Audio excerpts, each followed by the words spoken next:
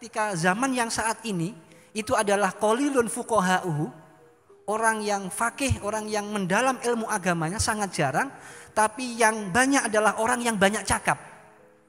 Dan pada saat yang seperti itu, al ilmu fihi khairun minal amal, bahwa yang menjadi panglima itu adalah ilmu tapi kosong dengan aksi.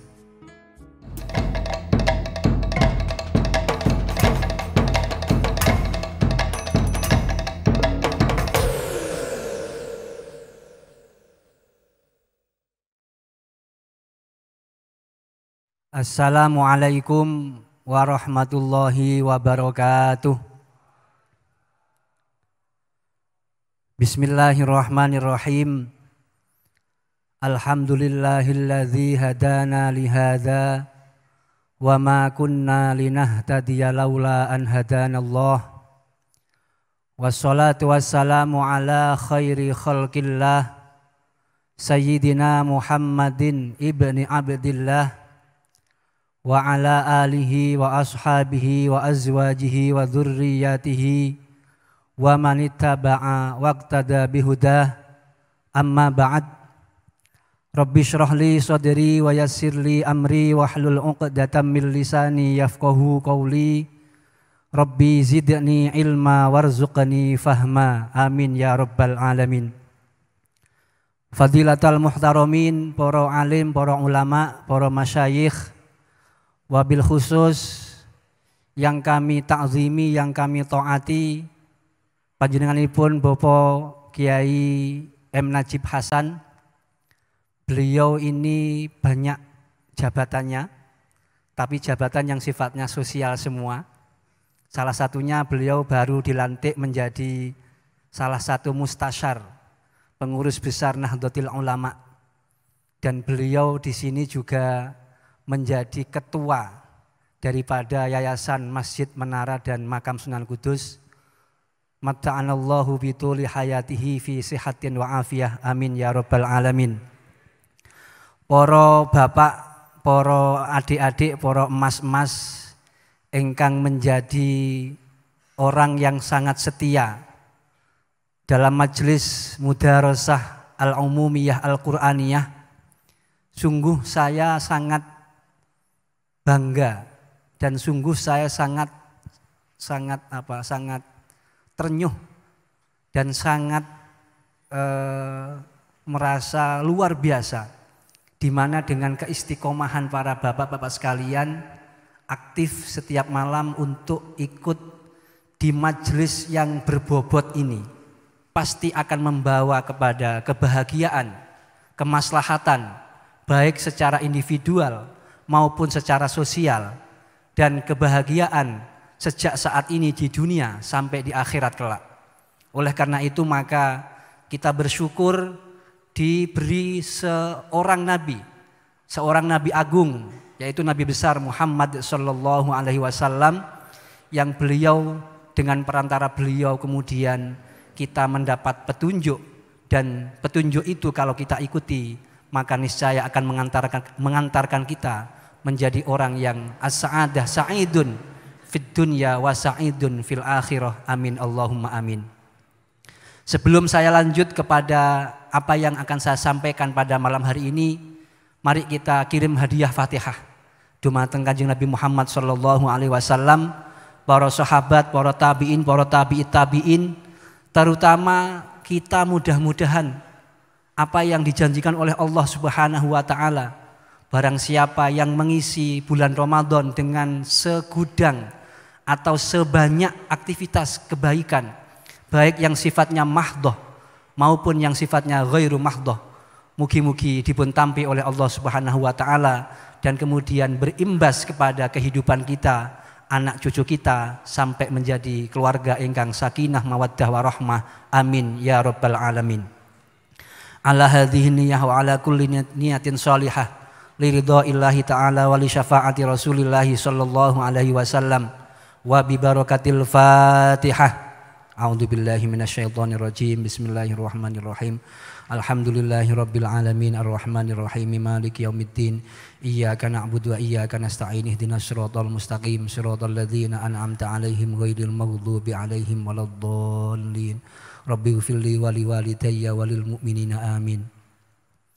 Sebelum saya melanjutkan, juga saya ingin mendudukkan forum kita pada malam hari ini, majelis kita pada malam hari ini, majelis mudarosah ini adalah, kalau saya husnudzon dan saya yakin, ini merupakan salah satu ikhtiar dari seluruh pengurus Yayasan Menara, Masjid Menara dan Makam Sunan Kudus untuk bagaimana mengantisipasi warning Kanjeng Nabi Muhammad Sallallahu Alaihi Wasallam. Beliau pernah dawuh, dan dawuhnya itu menjadi peringatan buat kita.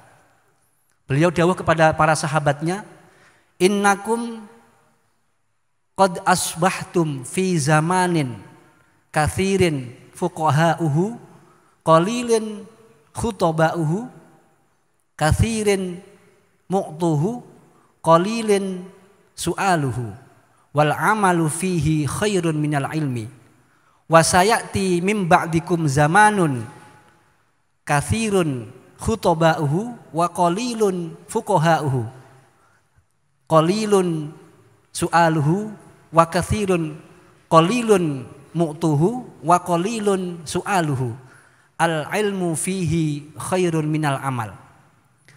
Kanjeng Nabi Muhammad pernah memprediksi, pernah menyampaikan kepada sahabatnya, sekaligus memprediksi bahwa wahai para sahabat, saat ini kamu berada pada sebuah zaman di mana zaman ini, zaman pada saat Nabi Muhammad masih sugeng, masih hidup, itu sangat banyak fuqaha, sangat banyak orang yang ahli ilmu agama. Pada saat yang sama qalilun khutaba'uhu, tapi sedikit orang yang berceramah atau sedikit orang yang pandai berorasi, sedikit para khotibnya, sedikit orang yang pintar untuk mengolah kata. Kemudian kathirun mu'tuhu, banyak orang yang dermawan, banyak orang yang termotivasi untuk melakukan sesuatu berdasarkan ilmu pengetahuannya. Wa qalilun su'aluhu, dan sangat sedikit permintaannya. Jadi akeh pada saat Nabi Muhammad dan para sahabatnya itu banyak orang ahli fikihnya, banyak orang yang mendalam dalam ilmu agama, dan orang yang pintar untuk menyampaikan secara lisan atau secara orasi itu sedikit. Wal amalu fihi khairun minal ilmi. Pada zaman yang seperti ini, itu aksi atau perbuatan amal itu lebih baik daripada sekedar ilmu. Oleh karena itu pada zaman Nabi Muhammad itu gak perlu banyak orang pintar ceramah, tapi dengan satu pengetahuan saja, dengan pendalaman ilmu agamanya, kemudian dilakukan. Beda dengan sekarang. Wasayati mim ba'dikum zamanun qalilun fuqaha'uhu. Saat ini adalah zaman di mana ahli fikihnya, ahli agamanya itu jarang, wa katsirun khutaba'uhu. Tapi yang paling banyak adalah orang yang pinter memutar kata untuk menceramahkan. Dia sebetulnya tidak terlalu dalam agamanya, tapi karena secara orasi dia pinter untuk mengungkap kata-kata, menyusun kata-kata, tapi kemudian kata yang disusun itu tidak berdasar kepada ilmu pengetahuan yang ada. Maka oleh karena itu seringkali kita lihat bahwa media sosial kita saat ini gaduh dengan perdebatan-perdebatan yang luar biasa. Perdebatan tentang ilmu agama. Dan perdebatan itu seringkali yang nimbrung adalah bukan orang yang faqih. Orang yang tidak terlalu paham tentang agama tapi kemudian bicara tentang agama. Maka ketika ada perdebatan, ketika ada gaduh di media sosial itu, masalahnya bukan semakin jernih tapi semakin drodo. Dengan kemudian tidak menemukan solusi. Itu namanya ketika zaman yang saat ini itu adalah qalilun fuqaha'uhu, orang yang faqih, orang yang mendalam ilmu agamanya sangat jarang, tapi yang banyak adalah orang yang banyak cakap. Dan pada saat yang seperti itu, al-ilmu fihi khairun minal amal. Bahwa yang menjadi panglima itu adalah ilmu, tapi kosong dengan aksi. Nah, oleh karena itu maka majelis mudarosah ini menurut saya adalah majelis yang sangat berbobot untuk kemudian mengimbangkan antara al-ilmu wal amal. Bagaimana kemudian antara ilmu pengetahuan dan amal itu menjadi berimbang. Antara orang yang mendalam ilmu agamanya dengan orang yang pintar untuk mengungkap, untuk mendakwahkan atau menyampaikan ilmu agama itu. Nah, saya sangat mengapresiasi terhadap apa yang dilakukan oleh seluruh pengurus Yayasan Menara Kudus ini untuk kemudian setiap pada bulan Ramadan itu secara rutin dan secara istiqomah kemudian melaksanakan bukan hanya khatmil Quran tapi juga dirosatan al-mudarosah, yaitu bagaimana kemudian kita mengkaji terhadap makna-makna yang ada pada Al-Quran dengan kemudian ada volume-volume majelis seperti ini. Maka majelis seperti ini ini menjadi salah satu usaha atau ikhtiar untuk kemudian apa yang diperingatkan oleh Nabi besar Muhammad sallallahu alaihi wasallam itu tidak terjadi pada kita. Jadi yang ngomong tentang agama itu juga ahli agama. Bukan orang yang ngomong agama tapi tidak tahu agama. Karena seringkali hanya bermodal misalkan Al-Quran terjemah. Dia hanya mengetahui, memahami sedikit dari ilmu agama. Tapi mungkin karena dia bisa mengotak-atik kata, bisa menyusun kata dengan indah, maka kemudian dia menjadi seolah-olah pintar. Padahal sebetulnya dia tidak mendalam dalam ilmu agama. Nah, kalau kemudian urusan agama itu disampaikan oleh orang yang tidak faqih, disampaikan oleh orang yang tidak berbobot dalam ilmu agamanya, maka tentu akan dhalun mudillun. Hanya bungkusannya indah oleh kata-kata, tapi sebetulnya kosong dengan makna, kosong dengan isi. Nah, oleh karena itu saya bersyukur sekali pada saat ini, pada malam hari ini saya diberi kesempatan untuk satu majelis dengan para bapak-bapak sekalian, di mana tujuan kita adalah kemudian bagaimana kita itu mempunyai wawasan ilmiah amaliyah dan amaliyah yang ilmiah. Kalau kita mau berbuat, kita melakukan harus didasari oleh ilmu, tapi ilmu tidak hanya untuk ilmu, tapi ilmu untuk kita lakukan, ilmu untuk kita kerjakan. Maka ketika malam ketiga sampai malam ke-27 ada segudang ilmu yang disampaikan oleh para ahlinya, insya Allah menjadi bekal kita untuk kemudian bagaimana bulan-bulan berikutnya pasca Ramadan kita akan menjadi orang yang muttaqin, berkualitas, berbobot secara ilmiah dan secara amaliyah. Bukan hanya wawasan keagamaan kita menjadi kokoh, menjadi kuat, tapi juga kita siap untuk menjadi orang terdepan untuk melakukan dan mengerjakan apa yang sudah kita ketahui. Mudah-mudahan wawasan ilmiah amaliyah ini atau amaliyah ilmiah ini betul-betul kita bisa tunjukkan, bisa kita wujudkan ketika kita sudah selesai pasca Ramadan. Dan pasca Ramadan itu adalah merupakan standar. Apakah training kita, apakah latihan kita, at-tarbiyah ar-ruhaniyah kita selama Ramadan ini dikatakan sukses apa tidak? Ukurannya adalah ketika pasca Ramadan. 11 bulan mulai Syawal sampai Sya'ban itu menjadi salah satu parameter atau menjadi ukuran bahwa Ramadan 1443 Hijriah ini kita mengalami keberhasilan pendidikan kita, at-tarbiyah ar-ruhaniyah kita itu betul-betul mengalami atau menikmati sukses yang gemilang dan kemudian kita bisa lakukan dalam 11 bulan itu. Amin ya rabbal alamin. Hadirin sekalian, meminjam istilah dalam pergerakan atau mendesain pergerakan. Ada aksi, ada reaksi, ada refleksi. Maka pada malam hari ini saya ingin mengajak untuk refleksi. Refleksi itu merenung kembali atas aksi yang kita lakukan, kemudian reaksi yang kita terima, kemudian kita saat ini ingin mengajak untuk melakukan refleksi atau perenungan. Jadi ada al-amal, ada ta'thirul amal, ada tindakan, ada perbuatan, kemudian ada reaksi terhadap tindakan kita, baik secara jiwa maupun secara sosial. Kalau kita berbuat kebaikan, maka ukurannya apakah kebaikan itu punya asar, punya bekas kepada kita secara hati ataukah tidak. Nah, kemudian Kalau tidak atau sudah, maka kemudian kita melakukan refleksi atau muhasabatul amal. Nah, pada saat ini, malam ini saya ingin mengajak para hadirin semua untuk melakukan refleksi terhadap seluruh aktivitas kita, seluruh amaliyah kita, terutama di bulan Ramadan. Satu pertanyaan, kira-kira kita semua ini aktif, rajin, istiqomah untuk melaksanakan seluruh rangkaian ibadah pada bulan Ramadan? Itu motifnya apa? Apakah motifnya karena Allah mengobral diskon di bulan Ramadan? Ataukah ada motif yang lebih tinggi dari itu? Di bulan Ramadan ini, man shoma ramadhana imanan wahtisaban ghufira lahu ma taqaddama min dzambi.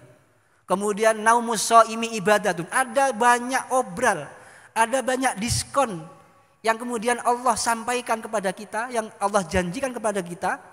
Nah, pertanyaannya, kita aktif itu, kita mau mengerjakan itu hanya dimotivasi, didorong oleh obral pahala itu, ataukah justru ada motif yang lebih tinggi lagi? Maka kemudian jawabannya perlu kita renungkan pada saat ini. Salah satu jawabannya adalah seperti yang disampaikan oleh Sayyidina Ali bin Abi Thalib radhiyallahu an dalam kitabnya Nahjul Balaghah. Beliau mengatakan bahwa tingkatan orang yang melakukan ibadah atau amal kebaikan itu ada 3. Yang pertama adalah ibadatut tujar. Ibadahnya orang yang bisnis, orang yang berdagang.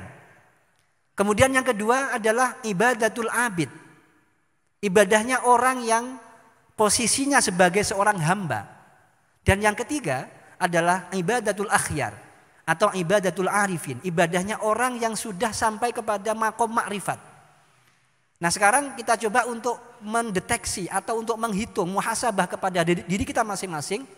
Ibadah kita itu termasuk ibadah yang at-tujar, ibadah yang logika yang dipakai adalah transaksional. Aku untuk opo, aku bati piro, aku nek sholat untuk ganjaran piro, aku nek melok mudarosah iku untuk untungnya opo, dan lain sebagainya. Ataukah termasuk yang kedua, ibadatul abid. Orang yang beribadah yang motifnya adalah dalam rangka untuk menghindar dari sanksi atau dari sanksi atau siksa. Jadi abid itu adalah orang yang hidupnya tergantung kepada majikan. Kalau majikannya menyuruh begini ya begini. Kemudian kalau majikannya enggak cocok maka dia akan menghindari. Nah, ibadah yang kita lakukan itu apakah sekedar hanya untuk menghindarkan diri dari sanksi ataukah dari siksa Allah Subhanahu wa taala? Atau kemudian yang ketiga, ibadatul akhyar. Ibadahnya orang yang sudah merasakan bahwa ibadah itu hanya sebagai ungkapan syukur. Ungkapan syukur atas nikmat Allah yang Allah berikan dan sebagai wujud imbal balik kita atas nikmat Allah yang diberikan kepada kita, itu kemudian kita beribadah. Tanpa ada motif lain, tanpa ada motif untuk kemudian mendapatkan pahala atau mendapatkan sesuatu yang sifatnya ukhrawi, al-jannah atau surga, atau kemudian tidak ada motivasi untuk menghindarkan dari siksa. Dan jika kemudian ditanyakan, seandainya tidak ada surga, tidak ada neraka, tetapkah kamu beribadah? Maka jawabannya adalah saya tetap beribadah walaupun tidak ada surga dan tidak ada neraka. Itu adalah ibadah yang tingkatannya ibadatul akhyar atau ibadatul arifin. Kalau kita mungkin masih levelnya ibadatul tujar. Kita datang, kita beribadah mahdhah, kita melakukan kebaikan. Pertanyaannya yang menggerakkan adalah karena memang kita ingin dapat pahala. Atau minimal kita ingin mendapatkan surga. Atau kemudian kita ingin selamat dari api neraka. Ini salah satu kemudian apa yang disampaikan oleh Sayyidina Ali bin Abi Thalib untuk disampaikan kepada kita semua bahwa kita itu kalau bisa dari waktu ke waktu mencoba untuk meningkatkan kualitas ibadah kita. Nek iso, kita harus selalu meningkatkan ibadah kita. Ibadah yang tidak hanya sekedar dimotivasi oleh keuntungan seperti pedagang yang ingin sukses, ingin bati, tapi kalau bisa adalah sedikit demi sedikit untuk sampai kepada ibadatul akhyar. Ibadahnya orang yang dia hanya sebagai rasa syukur kepada Allah atas nikmat yang dia terima. Nah, Sayyidina Ali ini Ini perkataan yang mungkin luar biasa dari beliau dan dari orang yang luar biasa, perkataan yang luar biasa dari orang yang luar biasa. Jadi Sayyidina Ali itu punya julukan, punya sebutan di samping radhiyallahu anhu. Kalau sahabat Abu Bakar radhiyallahu anhu, kemudian sahabat Umar radhiyallahu anhu. Kalau Sayyidina Ali ketambahan karramallahu wajhah. Semoga Allah memuliakan wajhah, kepada wajah beliau. Karena beliau itu orang yang tidak pernah melihat aurat, tidak pernah melihat kemaluan. Namanya aurat itu pasti tidak hanya alat vital itu saja, tapi ya aurat. Tidak pernah melihat auratnya orang lain, apalagi auratnya sendiri. Maka kemudian Allah memberikan, atau Nabi Muhammad memberikan gelar dengan karramallahu wajhah. Saking mulianya, saking terpeliharanya beliau itu dari melihat aurat, baik auratnya orang lain, baik auratnya sendiri, kemudian apalagi auratnya orang lain. Kita dapat bayangkan, nggak pernah melihat auratnya sendiri. Terus gimana kalau mandi misalkan? Nah, ini ada sebuah cerita, saking beliaunya itu nggak pernah melihat auratnya orang lain, apalagi auratnya sendiri. Pernah beliau perang Siffin namanya, perang antara beliau dengan Muawiyah bin Abi Sufyan. Nah, salah satu perang itu kemudian ada sesama jenderalnya harus adu duel atau bertarung satu lawan satu. Namanya dalam bahasa Arab itu mubarozah.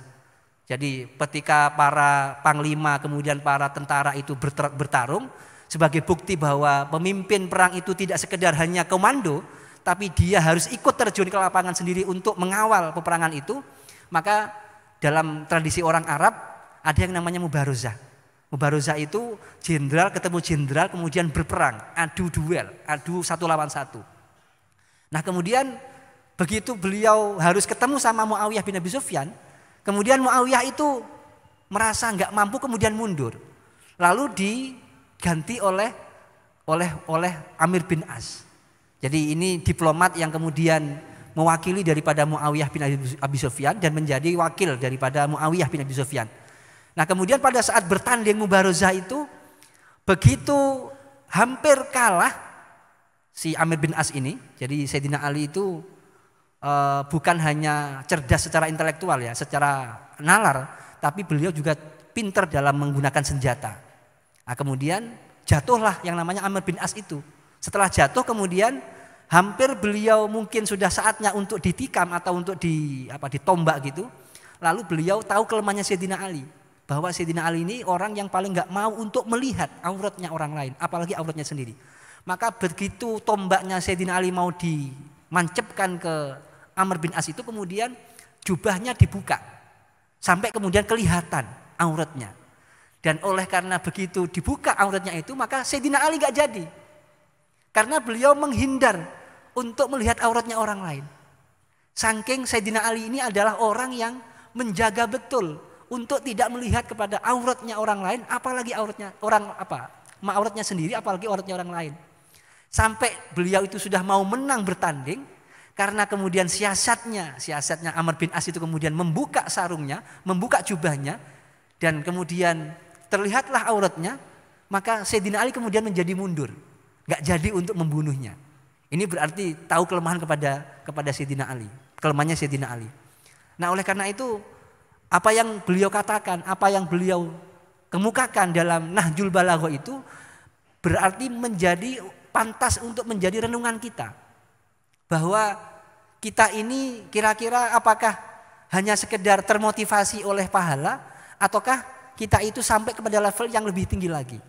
Bahwa ibadah kita itu adalah rasa syukur kepada Allah Subhanahu wa taala atas hutang kita. Hutang berupa nikmat yang luar biasa banyaknya kepada kita, dan satu-satunya alat bayar kita atau tiket kita untuk membayar itu, walaupun kemudian tidak mungkin terpenuhi, adalah kita beribadah kepada Allah Subhanahu wa taala. Maka kata kuncinya adalah al-ikhlas. Bahwa kita harus tasfiyatul amal. Harus memurnikan setiap perbuatan kita itu tidak bercampur dengan sesuatu yang lain. Inna sholati wa nusuki wa mahyaya wa mamati lillahi rabbil alamin. Bahwa sholatku, wa nusuki dan ibadahku, wa mahyaya dan hidupku, wa mamati dan matiku lillahi rabbil alamin. Lam di sini lam huruf jar yang bermakna tiga, berfungsi tiga. Lam lil milki, kemudian la lisa asbabiyah, kemudian lam yang ketiga adalah la lil ajli. Bahwa lillahi rabbil alamin, salatku wa nusuki wa mahyaya wa mamati itu adalah bisa terjadi karena Allah Subhanahu wa taala. Kemudian itu yang li ajli, karena kalau yang li sabab atau yang lil mulki, bahwa salatku kemudian semua ibadahku wa mahyaya dan mati hidupku wa mamati dan matiku lillahi rabbil alamin itu adalah milik Allah Subhanahu wa taala. Dari rangkaian karena Allah, kemudian untuk Allah dan milik Allah, itu semua kita ucapkan dan kemudian kita tancapkan dalam hati kita bahwa setiap detak jantung kita, semua aktivitas kita, semuanya adalah lillahi rabbil alamin, dari, oleh, dan kemudian milik Allah Subhanahu wa taala. Maka kalau kita sudah sholat kemudian sampai mendalami, meresapi bahwa betul-betul inna sholati wa nusuki wa mahyaya wa mamati lillahi rabbil alamin, maka mungkin setapak demi setapak kita akan mampu mencapai kepada ibadatul akhyar atau ibadatul arifin. Nah, oleh karena itu pada malam hari ini, walaupun malam ke-6, kita sudah mulai masuk ke minggu-minggu kedua daripada bulan Ramadan, maka kita harus selalu muhasabah. Harus bagaimana antara hari satu ke hari yang lain itu meningkat. Karena ada salah satu makalah dari Asy-Syaikh Al-Imam Al-Junaid Al-Baghdadi mengatakan, Imam Junaid Al-Baghdadi ini adalah imam sufi. Jadi beliau tabi'in yang kemudian menjadi menjadi guru sufi, tokoh sufi. Dan mazhab daripada tasawuf Imam Junaid Al-Baghdadi ini adalah menjadi salah satu rujukan daripada tasawuf yang dimiliki oleh Ahlussunnah wal Jamaah, terutama Ahlussunnah wal Jamaah An-Nahdiyah. Jadi kalau ditanyakan Ahlussunnah wal Jamaah An-Nahdiyah itu dalam bidang fikih itu mengikuti kepada mazhab 4, al-madzahibil arba'ah, ada mazhab Hanafi, kemudian mazhab Maliki, kemudian mazhab Hambali, mazhab Syafi'i, lalu kemudian mazhab Hambali. Sedangkan dalam bidang tasawuf itu mengikuti dua mazhab. Mazhab Al-Junaid Al-Baghdadi dan kemudian mazhab Imam Ghazali. Jadi tasawufnya atau thariqahnya Aswaja An-Nahdiyah itu merujuk kepada dua. Yang pertama adalah thariqah atau tasawufnya ala Imam Junaid Al-Baghdadi, dan kemudian yang kedua adalah mengikuti rujukan kepada tasawufnya Imam Al-Ghazali. Nah, beliau mengatakan bahwa manusia itu dari waktu ke waktu, karena waktu yang kemarin dengan waktu yang sekarang itu berbeda, dan waktu yang sekarang berbeda dengan waktu yang akan datang, maka yang beliau katakan adalah hafizu sa'atikum, hafizu sa'atikum, fa inna sa'atikum zailatun ghairu roji'atin, wasilu auradakum tajidu naf'aha fi daril iqamah. Bahwa malam hari ini, malam Ramadan ini dengan malam yang kemarin itu pasti berbeda. Dengan malam ini dan malam besok itu pasti berbeda. Maka hafidhu sa'atikum, jagalah, reksolah atau peliharalah agar kemudian kalau kemarin ada yang bolong, maka sekarang kita tunjukkan, kita lakukan untuk nambeli itu, dan kemudian kita bertekad untuk bagaimana malam yang besok itu lebih baik dari malam yang sekarang. Hafidhu sa'atikum, jagalah waktu-waktumu, fa innaha zailatun, karena waktu itu akan hilang, ghairu roji'atin, tidak pernah akan kembali. Gimana caranya? Wasilu auradakum tajidu naf'aha fi daril iqamah. Maka lakukanlah tahfidz atau hifdzu tadi, menjaga waktu kita itu dengan betul-betul maksimal, auradakum, maksimal untuk segala daya upaya berzikir, mengamalkan amal-amal kebaikan, yang kemudian dari semua itu tajidu, kamu akan mendapatkan, kamu akan merasakan naf'aha, kemanfaatannya fi daril iqamah, di sebuah negara keabadian, negara yang betul-betul tempat domisili yang tetap, yaitu ad-darul akhirah. Oleh karena itu, maka Ramadan yang saat ini itu pasti berbeda dengan Ramadan tahun kemarin, dan Ramadan tahun besok Dan mudah-mudahan kita semua diberi umur panjang oleh Allah Subhanahu wa taala sehingga kita dapat menikmati bulan Ramadan yang akan datang. Nah, oleh karena itu kita harus wasilu auradakum. Kita harus mengisi Ramadan pada saat ini dengan segala daya upaya, segala amal kita maksimalkan.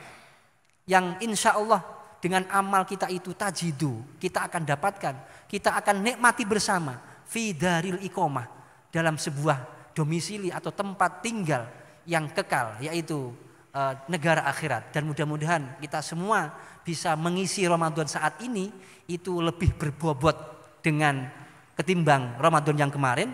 Dan kita juga bertekad, andai kata Allah memberikan umur panjang kepada kita untuk menangi Ramadan akan datang, maka niscaya kita meniatkan diri, berkomitmen untuk mengisinya Ramadan akan datang dengan sesuatu yang lebih berkualitas. Mudah-mudahan itu semua kita dapat lakukan. Amin ya rabbal alamin. Para bapak sekalian, kenapa kemudian kata kuncinya adalah ikhlas? Imam Ibnu Athaillah As-Sakandari mengatakan bahwa al-a'malu suwarun qaimatun wa arwahuha wujudu sirril ikhlas fiha. Ini al-hikmah ingkang kaping 12. Al-hikmah al-asyirah minal hikam al-athaiyah. Jadi kalau jenengan pernah ngaji kitab yang bernama Hikam, itu mengajak jenengan semua untuk melakukan suluk, untuk melakukan upaya mujahadah, untuk mendidik mental spiritual kita, untuk mendidik jiwa batin kita, untuk mencapai kepada derajat ibadatul akhyar. Dan salah satu beliau mengatakan dalam Al-Hikmah Al-Asyirah bahwa al-a'maru suwarun qaimatun, bahwa amal perbuatan kita itu bentuk lahir, sedangkan wa arwahuha, rohnya itu adalah wujudu sirril ikhlas. Namanya jisim atau namanya fisik itu kalau tidak ada roh maka pasti nggak bisa hidup. Nah, oleh karena itu maka jika kita beramal, baik yang amalnya ibadah mahdhah maupun ghairu mahdhah, maka tidak punya arti apa-apa, tidak akan punya bekas apa-apa kalau tidak ada wujudu sirril ikhlas. Maka kata kuncinya adalah wujudu sirril ikhlas. Bahwa keikhlasan kita itu atau kemurnian kita itu adalah tasfiyatul amal. Mencoba untuk membersihkan seluruh perbuatan itu dari anasir-anasir atau dari sesuatu yang bukan Allah. Jadi semuanya terdetak dan kemudian semuanya terbersit hanya Allah Subhanahu wa taala. Bahkan orang yang ikhlas itu, ini kelas ikhlas yang kelas super eksekutif. Jadi ikhlas itu ada 3, ada kelas ekonomi, ikhlas kelas ekonomi, kemudian ada ikhlas kelas eksekutif, ada kelas ikhlas yang kelasnya super eksekutif. Jadi sekali lagi ikhlas itu sendiri dibagi menjadi 3, ada ikhlas yang ekonomi seperti bis ekonomi itu, kemudian ada ikhlas yang eksekutif yang sudah kalau tempat duduknya itu ada 2. Terus sekarang ada ikhlas yang super eksekutif. Kalau bis sekarang itu, kalau bis Haryanto itu cuma deretan 3. Jadi satu deret itu isinya 3. Nah, gimana dengan ikhlas yang dari pertama dulu? Ikhlas yang ekonomi. Ikhlas yang ekonomi itu adalah al-amalu lillah liyu'tiyahu khudzuzan dunyawiyan. Beramal karena Allah tapi sambil berharap bahwa Allah itu berkenan untuk memberi kita al-hudzuz ad-dunyawiyah, kenikmatan-kenikmatan yang sifatnya duniawi. Katausiatir rizki, seperti kita diberi keluasan rizki, wadaf'il mu'diyat, dan terhindar dari sesuatu yang menyakitkan. Jadi ini ikhlas, tetap ikhlas, cuma kelas ekonomi. Kita beribadah kepada Allah tapi sambil berharap bahwa dengan ibadah kita itu akan diberikan kenikmatan yang sifatnya kita nikmati saat ini di dunia. Katausiatir rizki, seperti dapat rizki yang jembar. Maka kalau jenengan itu kemudian sholat duha, lalu Allahumma inna duha'a duha'uka wal baha'a bahu, Allahumma in kana rizki fis sama'i fa'anzilhu, yang kemudian kata orang bahwa sholat duha itu sholat ekonomi, sholat untuk mendapatkan ekonomi, maka sebetulnya jenengan masih pada tingkat ikhlas yang pertama, ikhlas yang paling bawah, kelas ekonomi. Karena ibadah kita itu kemudian kita tetap kepada Allah, tapi ada embel-embelnya. Embel-embelnya apa? Liyu'tiyahu, agar Allah memberikan kepada kita al-huzuz, bagian-bagian atau mendapatkan fasilitas ad-dunyawiyah yang sifatnya duniawi. Nah, jenengan kalau ibadahnya tahajudnya masih ya Allah tahajud hajat muga-muga anakku payu rabi misalkan, atau apapun yang motif yang kita nikmati pada saat ini, itu ikhlas, tapi ikhlas yang paling bawah. Karena kepentingan yang duniawi. Nah, kemudian naik yang kedua, ikhlas yang eksekutif, yaitu ikhlas yang ayya'mala lillah liyu'tiyahu al-huzuz al-ukhrawiyah. Dia melakukan sesuatu karena Allah, tapi ada embel-embelnya. Semoga Allah memberikan aku kenikmatan yang sifatnya ukhrawi, ya untuk surga, ya terbebas dari neraka. Nah, kalau ibadah kita, puasa kita, mudarosah kita ini masih ada embel-embel tetap karena Allah, nawaitu al-mudarosah lillahi ta'ala, tapi ada kerentek dalam hati kita agar kemudian kita mendapatkan surganya Allah, karena memang Allah menjanjikan innalladzina amanu wa amilus solihati ulaika hum khairul bariyah jazaohum inda rabbihim jannatu adnin tajri min tahtil anhar khalidina fiha abada. Pantes kita itu masih dalam konteks pantes, dalam level yang pantes kalau kita beribadah agar kita mendapatkan surga Allah. Tetapi ikhlasnya masih kelas eksekutif. Karena Allah, tapi agar Allah itu memberikan kita al-huzuz al-ukhrawiyah. Ben untuk swarga. Ben orang mlebu neraka. Nah, bagi ukuran kita itu wajar. Tapi bagi orang yang mau naik level itu masih tidak standar. Maka yang standar adalah ikhlas yang level pertama. Yaitu apa? Tidak mengharap kepada al-huzuz al-ukhrawiyah, juga tidak mengharap al-huzuz al-dunyawiyah. Sama sekali beribadah itu tidak karena motif ingin mendapatkan surga Allah. Sama sekali motifnya beribadah itu tidak untuk menghindar dari neraka, tidak. Tapi seperti yang tadi disampaikan oleh Sayyidina Ali, adalah murni rasa syukur kepada Allah Subhanahu wa taala atas nikmat yang Allah berikan, yang ditumpahkan kepada kita, sehingga wujud penghambaan kita itu adalah memang dalam rangka untuk bersyukur kepada Allah Subhanahu wa taala. Nah, kalau kemudian saat ini Ramadan ini kita masih level yang pertama, aku poso Ramadan ben sehat misalnya, itu namanya al-huzuz ad-dunyawiyah. Aku poso Ramadan misalnya ben lancar rezekiku. Aku poso Ramadan kemudian sholat tahajud dan lain sebagainya, ben aku mendapat martabah al-aliyah, kedudukan yang tinggi di masyarakat. Maka semuanya itu adalah termasuk ikhlas yang level yang terendah, level ekonomi. Kalau kemudian kita bisa naik ke atas, bahwa aku enggak ngarep kenikmatan duniawi, saya tidak mengharap kepada fasilitas duniawi, saya hanya berharap untuk mendapatkan surga Allah, itu ikhlas, tapi sudah naik ke level yang kedua. Dan level yang tertinggi adalah ketika kita enyahkan semua, kita nafikan semua an-nikmah al-ukhrawiyah atau an-nikmah ad-dunyawiyah, wis gak ono pikiran meneh, kecuali hanya kita itu ngasorake dumateng Allah Subhanahu wa taala. Izharon li ubudiyatina. Kita ibadah itu adalah memang dalam rangka kita ngasorake. Sama dengan orang yang menampakkan rasa cinta, jadi ibadah yang karena motifnya cinta. Kalau kita mencintai seseorang atau kalau kita mencintai sesuatu, maka apapun yang diminta oleh orang itu pasti kita akan turuti. Cerita remaja misalkan, dia menyukai seorang perempuan atau seorang gadis misalkan. Andai kata kemudian gadis itu minta, "Hei, Mas, kamu sebagai bukti atas cinta kamu kepadaku, kamu coba jalan dari Jekulo sampai ke Kudus dengan cara merangkak misalkan." Maka pasti akan dituruti. Karena apa? Karena menunjukkan bahwa betul-betul saya cinta.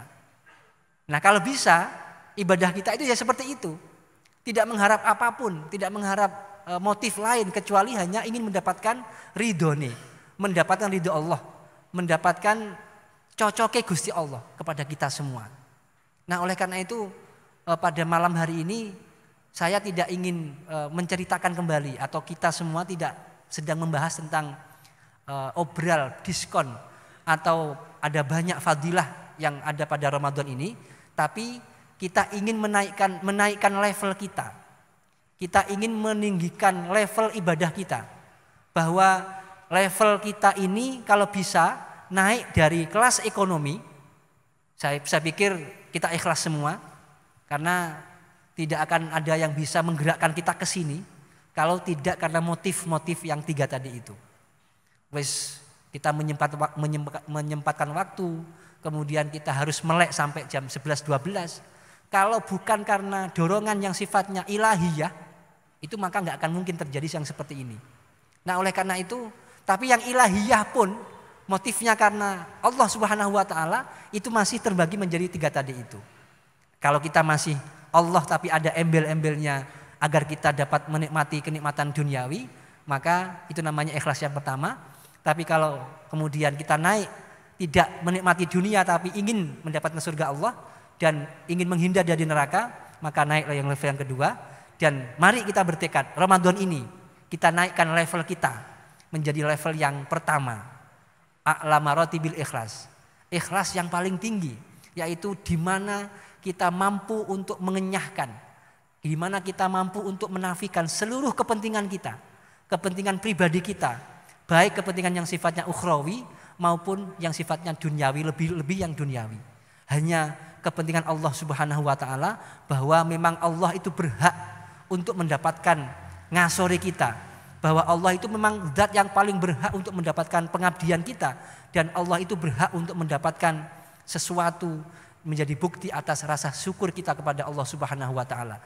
Dan dengan kita mencoba untuk berkomitmen naik level itu, mudah-mudahan oleh Allah Subhanahu wa Ta'ala kita betul-betul menjadi orang yang muttaqin, sebagaimana yang Allah janjikan dalam ayat yang seringkali kita kutip, ya ayyuhalladzina amanu kutiba alaikumusyamu kama kutiba alal ladzina min qablikum la'allakum tattaqun.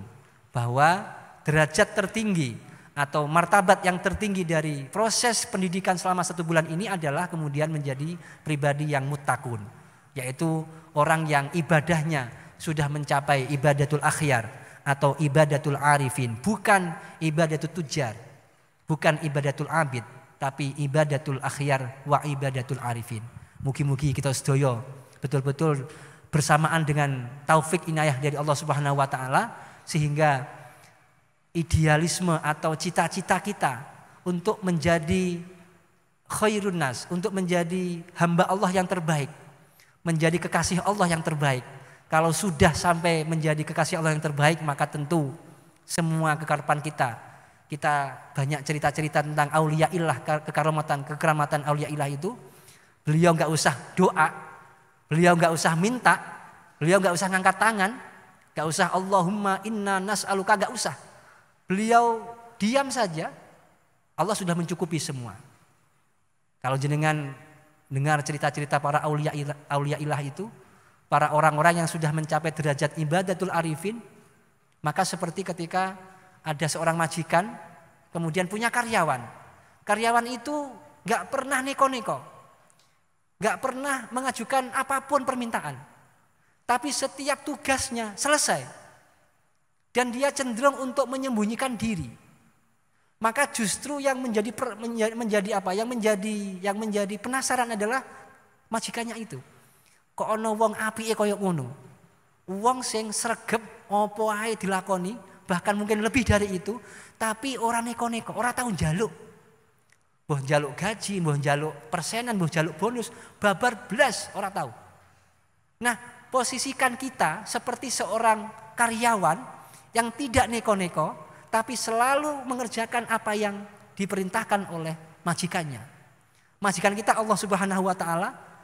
Allah Subhanahu wa Ta'ala memerintah kita untuk melaksanakan seluruh bentuk ibadahnya, dan kita lakukan ibadah itu dengan seperti tadi itu, wis ra tau njaluk.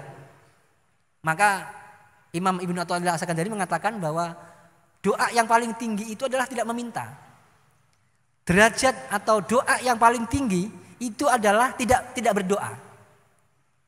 Atau permintaan yang paling tinggi, yang paling derajatnya paling tinggi itu adalah dengan tidak dengan tidak meminta.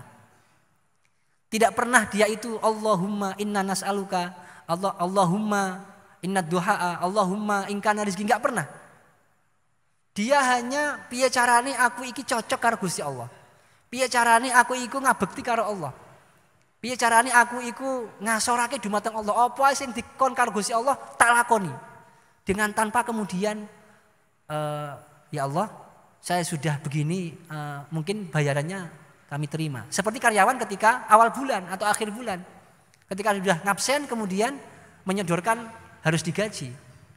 Nah, ini akan lebih membuat penasaran si majikan ketika ada karyawan sing sregep pol, kemudian dia selalu tepat waktu, disiplin, tapi ora pernah bertanya tentang gajinya.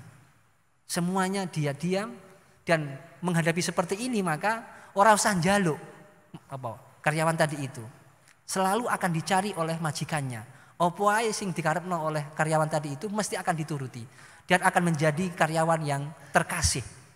Nah, tujuan kita dengan melakukan ibadah semua itu adalah menjadi kekasih Allah. Menjadi orang yang cocok diridhoi oleh Allah Subhanahu wa taala. Dan jika Allah sudah ridho kepada kita, maka kita enggak usah Allahumma inna nas'aluka. Kita kerentek mawon, itu sudah insya Allah akan dipenuhi oleh Allah Subhanahu wa taala.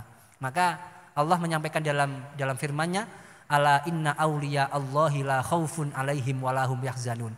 Bahwa orang yang sudah sampai kepada derajat waliullah, orang yang sampai derajat kekasih Allah, orang yang sampai derajat cocok karo Gusti Allah, itulah khaufun alaihim walahum yahzanun. Orang yang tidak pernah punya kekhawatiran, orang yang tidak pernah takut gimana masa depan saya nanti. Sesuk aku mangan opo, anakku dadi opo. Gak akan pernah takut dengan itu. Karena semuanya dia sudah serahkan kepada Allah, dan Allah selaku majikan pasti akan tahu dan akan bisa menempatkan orang itu seperti kekasihnya. Nah, oleh karena itu mari kita pada malam hari ini mudah-mudahan kita bersama dengan taufik dan inayah Allah agar kita kemudian menjadi orang yang hamba Allah yang ala inna auliya Allahi la khaufun alaihim walahum yahzanun, sehingga kemudian Ramadan kita pada tahun ini itu menjadi Ramadan yang bertambah kualitasnya dan bertambah bobotnya dengan kita rutin mengikuti mudarosah Al-Qur'aniyah Al-Umumiyah menika. Amin ya rabbal alamin. Menika mawon ingkang saged kula aturake, mungkin tidak bisa mengungkap dengan bungkus yang indah, dengan kata yang indah, tapi hanya satu tekad. Mudah-mudahan saya dan jenengan semua bertekad untuk selalu memperbaiki diri, untuk meningkatkan kualitas. Bukan hanya sekedar berpuasa, bukan sekedar beribadah, tapi kita meresapi bagaimana kemudian caranya kita bisa meningkatkan makom kita bisa meningkatkan level kita menjadi ibadatul akhyar atau menjadi ibadatul mukhlisin. Mukhlisin, tapi mukhlisin yang a'lal maratib atau mukhlisin yang paling tinggi derajat kita. Amin ya rabbal alamin. Ala hadhihi niyah wa biniyatil qabul. Al-Fatihah. A'udzubillahi minasyaitonirrajim. Bismillahirrahmanirrahim. Alhamdulillahirabbil alamin arrahmanirrahim maliki yaumiddin. Iyyaka na'budu wa iyyaka nasta'in. Ihdinas siratal mustaqim. Siratal ladzina an'amta 'alaihim ghairil maghdubi 'alaihim waladdallin. Amin. Kula emut bahwa satu kata atau satu mauidhah yang disampaikan oleh orang yang betul-betul sudah jiwanya atau batinnya suci, maka itu pasti akan nyampe kepada hati orang yang didakwai atau orang yang disampaikan. Ma kharaja minal qalbi dakhala fil qalbi. Sesuatu yang keluar dari hati yang jernih itu pasti akan masuk kepada hati yang dituju dengan jernih juga. Kalau sinyal itu dari tempat atau dari wifi yang yang penuh, maka pasti akan bisa dinikmati dengan suasana yang penuh juga. Nah, oleh karena itu, maka pribadi-pribadi seperti almarhum almaghfurlah Romo Kiai Arwani, ora usah kakean kalam, ora usah kakean keindahan kata, tapi kita melihat beliau saja sudah merasa ada sinar pencerahan batin kita. Nah, gimana kemudian pada saat ini kita mengharap al-khutobah, orang-orang yang pintar ceramah, orang-orang yang kemudian bisa viral di dunia sosial itu, di dunia YouTube dan lain sebagainya, itu kemudian bisa bisa meningkatkan kualitas, bukan hanya khutbah tapi al-fuqaha. Bukan hanya pandai berceramah tapi juga dia menguasai dan bahkan sampai menjadi orang yang mukhlisin, menjadi orang yang tingkatan ikhlas dan ikhlasnya ikhlas yang super eksekutif. Amin ya rabbal alamin. Monggo kita sareng-sareng berdoa bersama-sama. Bismillahirrahmanirrahim. Allahumma sholli wa sallim ala sayyidina Muhammad wa ala ali sayyidina Muhammad walhamdulillahi rabbil alamin. Hamdan yuafi ni'amahu wa yukafi mazidah. Ya Rabbana lakal hamdu kama yanbaghi li jalali wajhika wa azimi sultanik. Subhanaka la nuhsi sana'an 'alaika anta kama asnaita 'ala nafsik. Falakal hamdu hatta tarda walakal hamdu idza radita wal hamdu ba'da ridha. Allahumma inna nas'aluka min khairi ma sa'alaka bihi nabiyyuka wa rasuluka Muhammadun sallallahu alaihi wasallam wa na'udzubika min syarri ma sta'adzaka bihi nabiyyuka wa rasuluka Muhammadun sallallahu alaihi wasallam. Allahumma a'inna 'ala dzikrika wa syukrika wa husni ibadatik. Allahumma anfa'na ma 'allamtana wa 'allimna ma yanfa'una wa zidna ilman nafi'a. Allahumma ja'alna ya Allah minal mukhlisin. Allahumma ja'alna minal mukhlisin. Allahumma ja'alna minal mukhlisin la siyama fi a'la maratibil ikhlas bi rahmatika ya arhamar rahimin. Rabbana hab lana min azwajina wa dzurriyyatina qurrata a'yun waj'alna lil muttaqina imama. Rabbana zalamna anfusana wa illam taghfir lana wa tarhamna lanakunanna minal khasirin. Rabbana atina fid dunya hasanah wa fil akhirati hasanatan wa qina adzabannar. Wa sallallahu ala sayyidina Muhammad wa ala alihi wa sahbihi wa sallam bi fadli subhana rabbika rabbil izzati amma yasifun wa salamun ala mursalin walhamdulillahi rabbil alamin. Bi sirril Fatihah. Bismillahirrahmanirrahim. Alhamdulillahi rabbil alamin arrahmanir rahim maliki yaumiddin. Iyyaka na'budu wa iyyaka nasta'in ihdinas siratal mustaqim siratal ladzina an'amta 'alaihim ghairil maghdubi 'alaihim waladdallin. Amin. Mekaten mawon menawi wonten kelintah-kelintinipun, wonten kekuranganipun, kami mohon maaf yang sebesar-besarnya. Wal afwa minkum wallahul muwaffiq ila aqwamit thoriq. Wassalamualaikum warahmatullahi wabarakatuh.